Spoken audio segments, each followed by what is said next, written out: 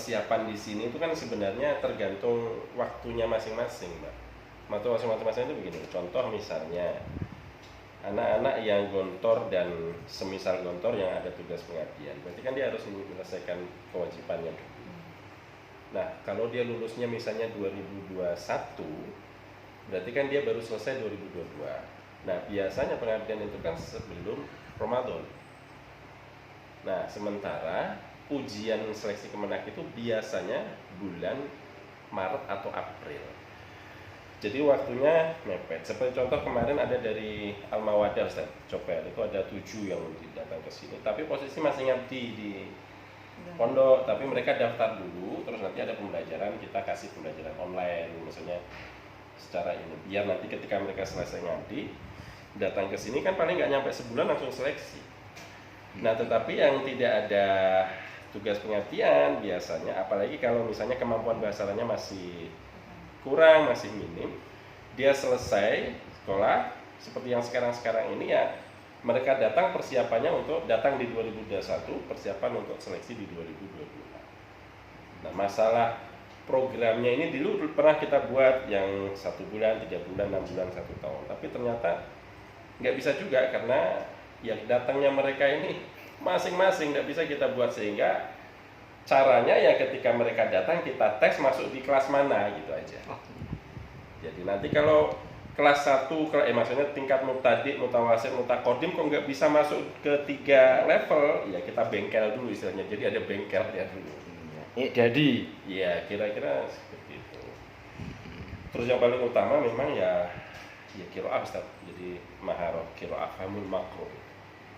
Sama kalau muhadasah, kalau dari gontor kan insya Allah sudah ini sama hafalan Quran, Pak. Kelemahan anak gontor itu hafalan Quran karena nggak disiapkan sebelumnya, Ustaz. Nah itu kira-kira. Nah kemudian seperti sejak tahun kemarin kita sudah terima pengabdian, Ustaz.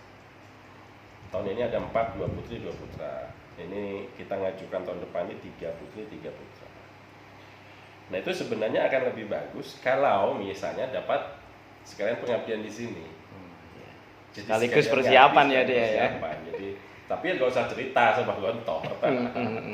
Seperti tahun kemarin kan ada 2 putri itu ya, mereka selesai ngabdi di sini, yang satu ke Mesir, satu ke Turki. Sementara yang seangkatan baru datang persiapan untuk 1 tahun. Bahkan sekarang anak-anak ngabar juga begitu. Kalau ngabar ini kan bebas ngabdi, yang penting ngabdi tapi bebas menentukan. Akhirnya ingin ke Timur Tengah ya mengajukan pengabdiannya di sini. Gitu. Jadi mereka sambil istilahnya tugas apa yang mereka bisa kerjakan, tapi sambil belajar.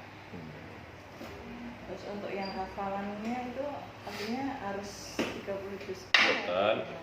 Cukup kalau yang diujikan juz 1, juz 2 sama persiapan juz 30.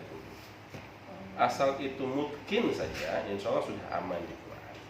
Tetapi 85% nilai ujian itu ada di bahasa Arab. Nah ini yang terkadang tidak dipersiapkan secara matang oleh masing-masing, sehingga terkeliru orientasi. Jadi lebih ya bukan berarti mengecilkan Al-Quran, tidak. Jadi kayak misalnya saya mau hafal Quran dulu, padahal bahasa Arabnya masih minim.